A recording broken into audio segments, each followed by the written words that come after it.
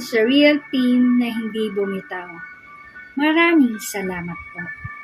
Sa iba naman, nasabi, team din namin pero bigla namang nawala. Pero salamat pa rin sa'yo sa maaga niyong pagpapakilala kung anong klaseng tao ka. At alam mo na kung sino ka. I'm so very proud for being Team Lintec. We're not a team of quantity, but we are a team of quality.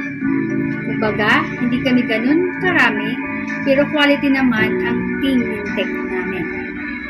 Sa pagkademoni ko, I see it as a blessing. Kasi nakikita ko yung the real meaning of Team Lintec. Sa aming admin, Madam Lintec, na siya po talaga ang nagpupursige na mabuo ang WH ko, walang sinayang na araw at oras. Bilib na bilib po talaga ako sa iyo, Madam Lin. Talagang totoong tao po talaga kayo. Talagang hangang-hanga po talaga ako sa inyo. May isang salita. Thank you so much, Madam Lin, sa full support. Hindi mo talaga ako pinapabayaan.